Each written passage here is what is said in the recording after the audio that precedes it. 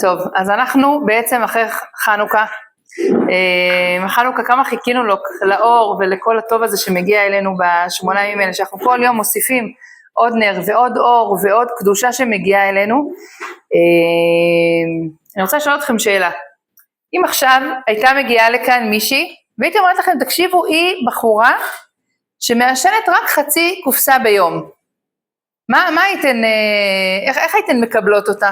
איך הייתם,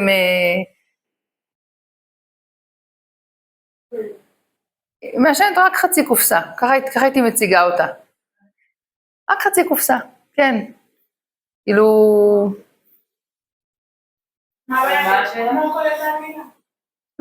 כמו כל אחת. מעולה. אם מישהי שעכשיו היא מעשנת חצי קופסה ביום. תקשיבי, זה מה שאני צריכה, זה מה שאני חייבת, זה מה שמרגיע אותי. זה היה מוזר. לא, נגיד שהיא הייתה מספרת לכם.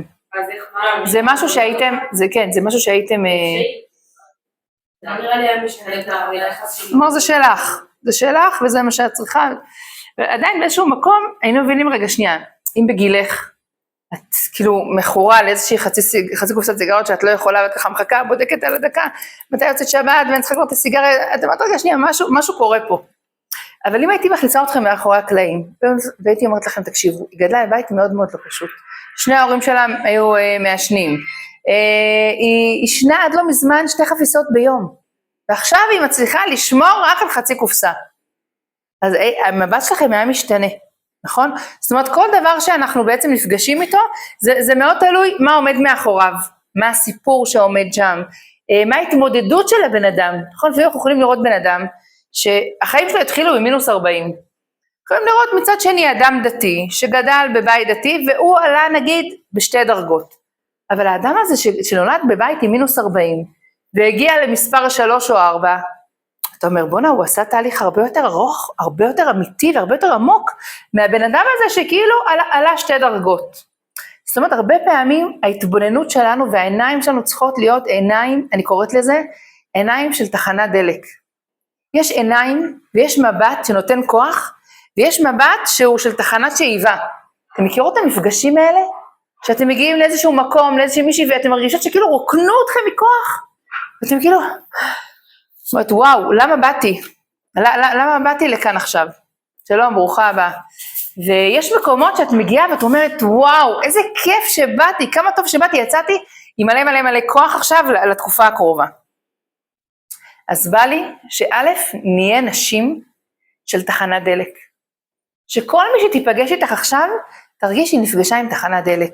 שאת תסתכלי עליה, איך רבי נחמן קורא לזה, בתורה רפ"ב, תסתכלי על הטוב שבה. ברגע שאת מסתכלת, גם אם לא מצאת, גם אם לא הייתה פעם איזושהי מורה, אני זוכרת בהשתלמות, אחד המרצים אמר, תני לי משהו, תני לי תלמיד הכי מופרע שלך. אז מה, יש לי תלמיד כזה, הוא אמר, תגידי לי משהו טוב עליו, הוא אמרת לי, וואו, אין לי משהו טוב.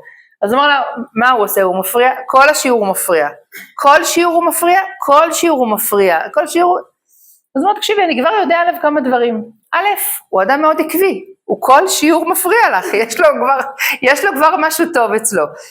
הוא גם מלא כוחות חיים. כנראה שאין לו אפשרות לשבת עכשיו וללמוד, יש לו המון כוחות חיים שרוצים להתפרץ. ותדעו לכם, במרוצת השנים אני ממש רואה את זה, על תלמידות שלי שככה עברו מסע, והיה להם קשה והתבוננו, ועוד פעם, זה בנות שבסופו של דבר מאוד מאוד השפיעו על העולם.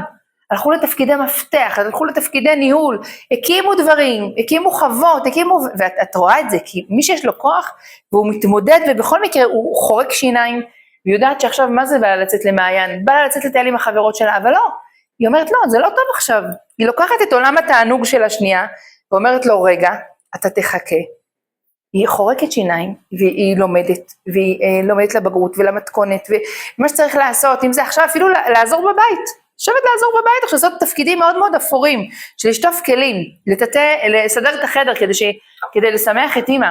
זאת אומרת, לפעמים התפקידים האפורים האלה דורשים איתנו כל כך הרבה כוחות נפש, זאת אומרת, וואי, לא בא לי לעשות את זה עכשיו, אבל אנחנו צריכים תמיד לזכור, שאיך אנחנו אומרים בבוקר, אלוקים הוא בעל הכוחות כולם. באלוקים יש גם תענוג, נכון? תפילה טובה, דיבור טוב עם אלוקים, חג שאנחנו ככה מתקרבים, אבל גם יש גם גבורה באלוקות. אלוקים זה גם גבורה.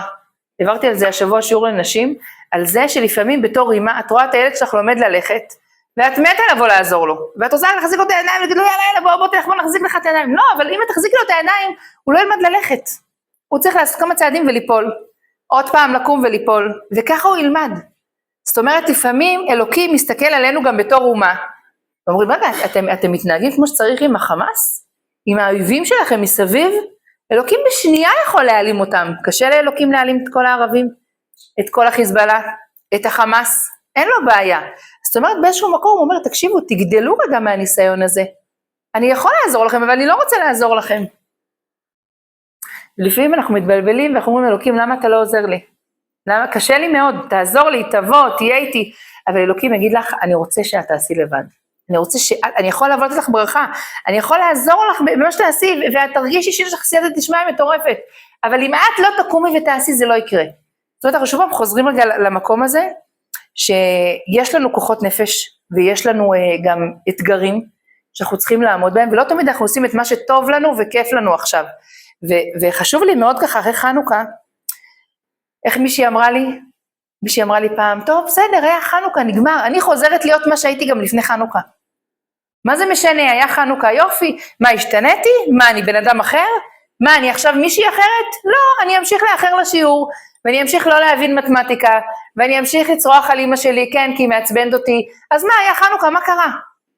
ואמרתי לה, תקשיבי, קודם כל, אחרי חג, את חייבת לדעת, שאת קיבלת אורות אחרים, אם דיברנו על תחנת דלק, את קיבלת עוד כוח, ואת צריכה להבין שאת לא חוזרת להיות מה שהיית, את ממש לא חוזרת לשם, את צריכה להסתכל על עצמך ולהגיד, אוקיי, מה אני משנה? לא מזמן אחת התלמידות באה אליי ואמרה לי, תקשיבי, יש לי רשימה של דברים, מישהי דווקא מאוד מאוד ביקורתית על עצמה, אמרה לי, תקשיבי, יש לי רשימה של דברים שאני רוצה לשנות, כבר 3 שבועות, אני לא מצליחה לשנות שום דבר, לא סדר יום, לא לקרוא יותר ספרים, לא להתקשר יותר לסבתא שלי, לא, הצלחות שלי הם כאילו, מה זה צעדים של גמד, קטנטנים, אני רוצה באמת לשנות עצמי. עכשיו, בגלל שידעתי שהיא טיפוס מאוד מאוד ביקורתי, ומאוד ככה אוכלת עצמה, ולמה אני לא, היא בכלל, הצעתי לה, אמרתי, תקשיבי, את לא צריכה את כל החשבון נפש המטורף הזה, את צריכה בסוף יום לקחת פנקס ולרשום מה היא טובה. התפללת היום? התפללת, הצלחת להתפלל, שחרית או מנחה, לא משנה, תרשמי, התפללתי מנחה, הלכת ברכת המזון, תרשמי ברכת המזון, הצלחת לדבר בכבוד לאמא, להתעניין, תרשמי את כל הדברים הטובים שלך, תראי שהרשימה הזאת כל הזמן תגדל ותגדל. וכשאנחנו מסתכלים קודם כל על הסביבה, אבל לפני זה על עצמנו, כי אם מישהי לא אוהבת את עצמה, היא לא תוכל גם לאהוב אחרות. וזה מתחיל בהרבה דברים, זה מתחיל עכשיו, יכולה לבוא מישהי ולהגיד לי, תקשיבי אמונה, את לא מכירה את אמא שלי, אני גדלתי בבית מאוד מאוד ביקורתי, כשאני לא הייתי מסדרת את החדר, הייתי מקבלת על הראש, וסליחה, החדר שלך לא מסודר, את לא יוצאת לשום מקום, כנסי, תסדרי את החדר שלך, הייתי יוצאת, לא משנה, תראי איך את נראית, מה זה, תסדרי את עצמך, תראי, את לא אפשר לצאת ככה מהבית, פדיחה להסתובב איתך בקניון, לכי תסדרי את עצמך, לכי תאספי את השיער שלך, לכי. היא אומרת לי, תקשיבי, גדלתי בבית שרק ביקורת, רק ביקורת, רק ביקורת. על מה את מדברת? על איזה שינוי אני אעשה? אמא שלי רואה אותי, היא רואה את כל הפגמים שלי, מכף רגל עד הראש, היא רואה את כל מה שלא טוב בי. אמרתי לה, תקשיבי, כשרוצים לעשות שינוי במשהו, אז א', את לוקחת משהו קטן, פעם אחת קרה, שאמא שלך אמרה לך, וואי, לבשת היום יפה, אני מצא חן בעיניי מה שלבשת. תבואי ותגידי באמת עם מקום אמיתי, אמא, תודה רבה. אני שמה לב שבזמן האחרון את כן מאוד מסתכלת על הדברים הטובים שבי. אני רואה שאת כן רואה את מה שאני כן מצליחה לעשות טוב. זה מה זה משמח אותי, זה מה זה כיף לי. זה ממש נותן לי אנרגיה לעשות טוב. אני אפילו חושבת על אנשים שהצמיחו אותי. אנשים שהייתי בתור נערה, אנשים שהייתי בשירות לאומי, אצלם בבית, אנשים שכשאני הייתי באולפנה, אנשים שהייתי יותר בוגרת אחר כך, איזה כיף זה לשמוע מילים טובות, זה כמו צמח, אם צמח מגיב למילים רעות שיגידו לו איזה מכוער אתה, ואיך אתה נראה, והוא ישנה את העלים שלו, האורז, אתם מכירות הניסויים האלה, האורז שמשנה ונרכב ממילים רעות, אז בטח בן אדם, בטח נשמה, בטח גוף, שעשוי מאבנים טובות יגיב ככה. אז יש כאן כמה אפיקים. א', אמרתי לאותה אחת עם הרשימת מכולת, תקשיבי. את לא משנה את כל 30 דברים שרשמת. לוקחת דבר אחד, בא לך עכשיו להשתנות בקימה בזמן, מעולה. את לוקחת את זה בתור יעד לשבוע הקרוב. לא הצלחת בשבוע הקרוב, סבבה, בשבועיים הקרובים. את מרגישה שאת ממש כאילו זה קניין שלך, מעולה, תעברי לסעיף הבא. לכבד יותר את ההורים. סבבה, את מרגישה שזה קניין שלך, תעברי עוד משהו, ועוד קומה, לפעמים יצר אומר לך, אז מה את שווה? הנה, תראי איך יצאת, תראי אם איזה חצאית קצרה הלך, תראי, מה את עכשיו רוצה ללכת לכותל? יאללה, כאילו, על מי את עובדת? אני יודע בדיוק מי את. הדברים האלה יכולים כביכול, מה זה לפנצ'ר, והם לא נכונים, והם לא אמיתיים. זאת אומרת, כל פעם את צריכה להגיד, רגע, עשיתי דברים טובים, אני כן מתקדמת, אני כן במגמה, אני כן משתדלת. מה אני כן עוד יכולה להוסיף? וברגע שאנחנו נייצר פה שיח, שהוא שיח של התקדמות, שיח של עין טובה, שיח אפילו בינינו, יש לך חברה מבולגנת בחדר, ואת לא יודעת מה, את כבר רוצה לבקש לעבור חדר, ולא נעים לך שהיא לא תיפגע ממך. ויום אחד היא כן סדרה. תבואי, תגידי לה, וואי, תקשיבי, כל כך נעים לי. כל כך נעים לי. כן, היא לא סדרה מראש השנה, לא סדרה את החדר. אבל עכשיו היא סדרה, תבואי, תגידי לה, איך נעים לי להיכנס לחדר, את לא מבינה, אני עשיתי לי הרגשה של בית. זה כיף לי שאני איתך בחדר. זה משמח אותי, זה כיף לי, זה טוב לי. קחי את כל המחמאות האלה. משהו באישיות שלה, הרי גם לה אמרו, מה כל החיים אמרו לה? זה מבולגנת את. מי התחתן איתך, מי רוצה להיות איתך בחדר, לא יודעת מה, אני חושבת על דברים שגם לה, באיזשהו מקום, מה התדמית שלה? אני מבולגנת, אני לא אחראית, אני לא מסודרת, אני לא מסוגלת להיות מסודרת. אבל ברגע שאת אמרת לה את המילים האלה, משהו באופי שלה נסדק, וברגע שיש סדק, עוד פעם ועוד פעם ועוד פעם, זה כמו איזושהי ביצה כזאת, ביצה קשה שככה פתאום הקליפה הזאת מתפוררת, וזה קסם שאנחנו יכולים לעשות אותו. ובא לי ממש שנאמץ את העיניים הטובות האלה, וניקח אותם קודם כל לעצמנו, ולסביבה, ואתם ממש תראו איך כל אחד ואחד יכול ממש להשתנות. אני יכולה לספר לכם על מישהי, ששמעתי את זה מהרבה את רחל בזק, היא אמרה שמישהי שנשואה להלום קרב, ממש עכשיו, תחשבו אני גדלתי, כשהייתי בגילכם גדלנו על סיפורים מהמלחמה, מלחמת יום כיפור, לפני המלחמה, אחרי המלחמה, אתם פתאום חיים בעולם, שכן, יש לפני מלחמת חרבות ברזל, אחרי המלחמה, אתם פתאום רואים יותר פצועים, אתם שומעים על יותר השלכות של המלחמה, ואישה אחת הגיעה אליה, ואמרה לה שכל פעם שלבעלה יש התקף של פוסט טראומה, אז כאילו בן אדם אחר, כאילו הוא יכול שנייה לשבת עם המשפחה, להגיד לה אני אוהב אתכם, איזה ילדים טובים יש לי, ופתאום להתפרץ.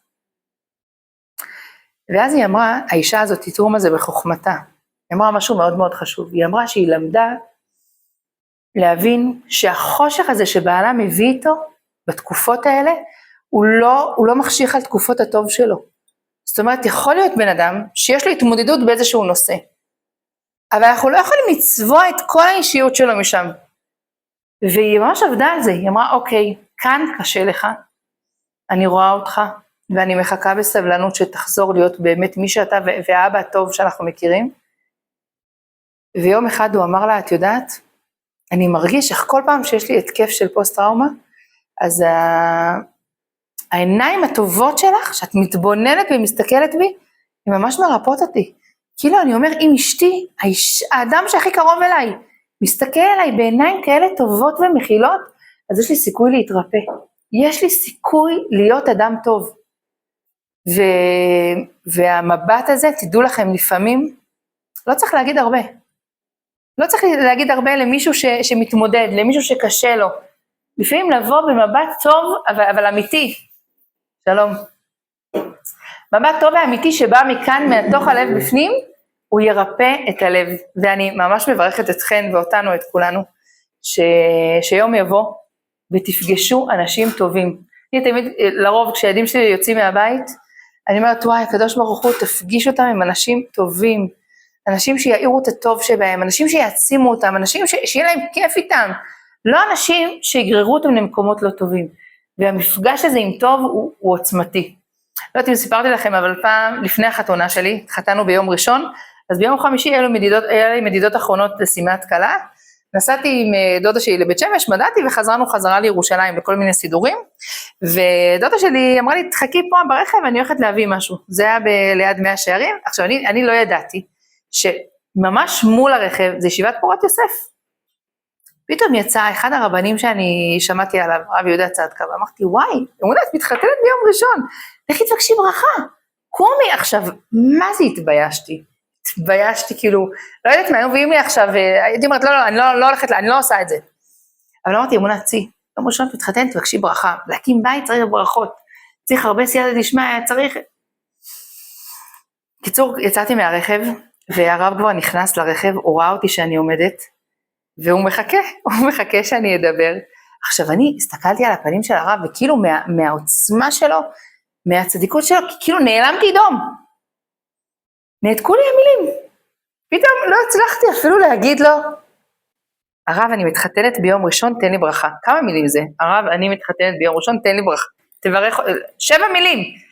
הרגשתי שכאילו, הבוס הזה של האור, כאילו, נכנס אליי, ואז הוא הסתכל, הוא עשה ככה, והוא נסע, כאילו, משהו, התחיל לדובב אותי או משהו, כאילו, זה היה הרבה זמן. זה לא היה איזה 2 שניות שאני ככה עמדתי והוא נסע. והרגשתי איך החום הזה, של אדם שהוא מלא בקדושה, מלא במצוות, מלא בברכות, אדם שכל היום דואג לאנשים אחרים, ורוצה להרבות אותו, ובעצם כן, דואג לעולם התורה הבא. אני אומרת, גם אנחנו בתור נשים, שאתם עכשיו גדלות ולומדות, יש לנו אחריות מאוד מאוד גדולה, על עולם התורה לנשים. למדת משהו? תבואי תעבירי לחברות, לאמא, לדודות, לסבתא, תספרי מה שלמדת, תספרי מה שגדלת, זה משהו שהמרחב הציבורי הנשים מאוד מאוד מאוד צריך אותו. ואני חושבת שנשים היום, יש להם כל כך הרבה תחומים שהן פורצות בהם, שהן טובות בהם, ובעיניי צריך לגדל, אני אומרת את זה דווקא לחבורה הזאת שיושבת כאן, צריך לגדל עוד רבניות שידברו דיבורי אמת שנכונים ללב, שכיף לשמוע אותם, שזה נעים לאוזן לשמוע אותם, וכשיראו אתכם, יגידו, כן, אני רוצה להיות כמוה, כן, אני רוצה אישה כמוה, אני רוצה מישהי כזאת דתייה ששומרת על עצמה, מישהי שמחוברת לאלוקים, מישהי שעובדת את השם, והעבודה הזאת היא לא פשוטה, כי באמת נדרש מאיתנו לזכך את הכלי שלנו, לזכך את המידות, לזכך את התאוות, להיות מישהי שבאמת עובדת על עצמה, אבל תדעו לכם שהעבודה הזאת היא משהו משתלם, כי לפעמים כשאתה עובד קשה ואתה מטפס, אתה אומר, מה, אין לי כבר כוח, כמה אני מתאמצת, כמה אני משתדלת, ולפעמים את רואה רק את הירידות שלך, רק כשאת מחליקה,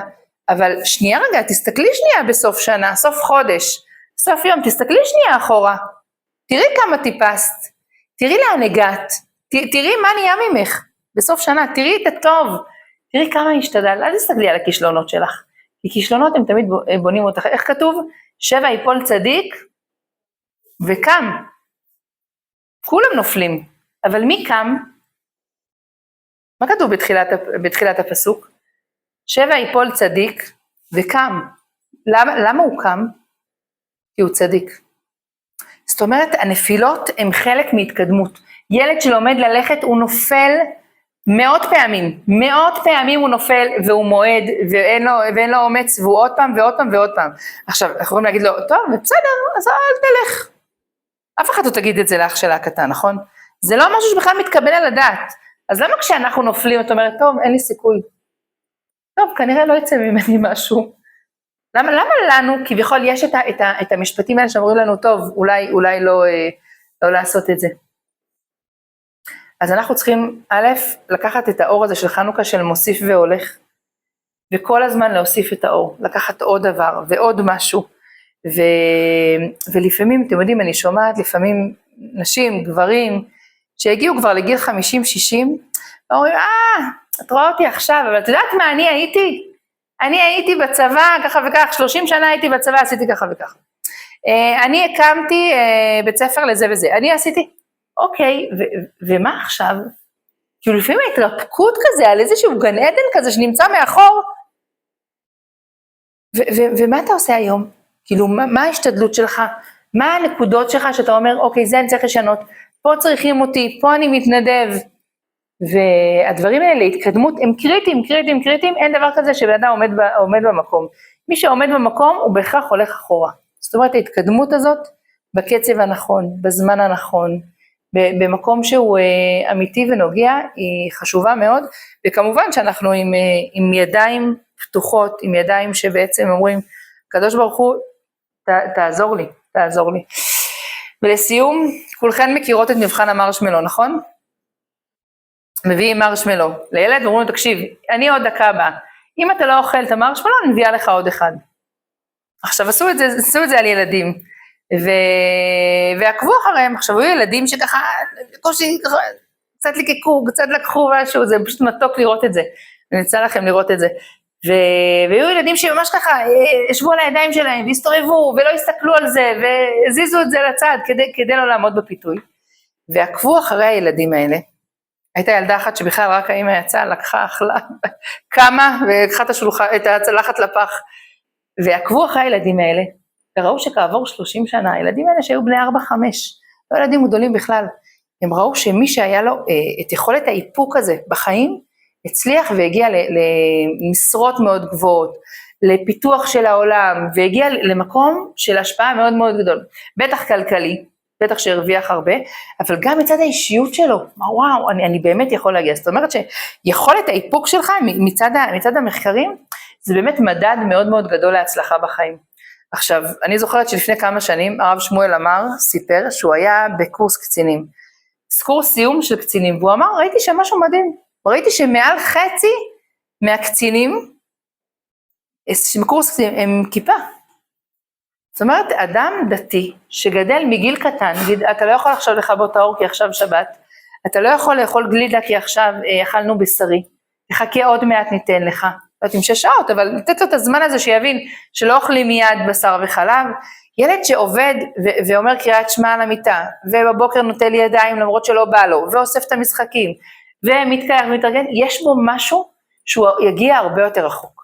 נכון, זה קשה, נכון, לפעמים זה מתיש, אבל זה סוד ההצלחה. זאת אומרת, ברגע שאנחנו נדע שהאיפוק הזה מגדל אותי ומצמיח אותי, ובזכות זה אני אגיע למקומות ולהפיקים מאוד מאוד טובים, אז זה בעצם המפתח של ההצלחה בחיים. לדעת שאנחנו, אני רגע שנייה מסכמת, יש לנו את הגרעין של הטוב הזה, שאנחנו בעצם איתו אנחנו מצמיחים, וסודקים כביכול את האישיות הקשוחה הזאת שבנינו, שאם אני המבולגנת, אני לא אחראית, אני תמיד המאחרת, תמיד זו שלא מבינה כלום, אז אנחנו לאט לאט כן סודקים את האישיות הזאת עם המילים הטובות, גם בנו וגם בסביבה, אנחנו משתדלות להיות תחנת דלק, ולא תחנה של שאיבה, שאנחנו לוקחות כוח מאנשים ממילים חלילה לא טובות שאנחנו אומרים, ולדעת שאתגר וקושי מביא אותנו למקומות טובים, ולא להתייאש, לדעת שאלוקים איתנו מאמין בנו וסומך עלינו, אז בעזרת השם שתהיה חזרה נעימה לשגרה, ונלמד ונצמח ונגדל בעזרת השם למקומות הכי טובים.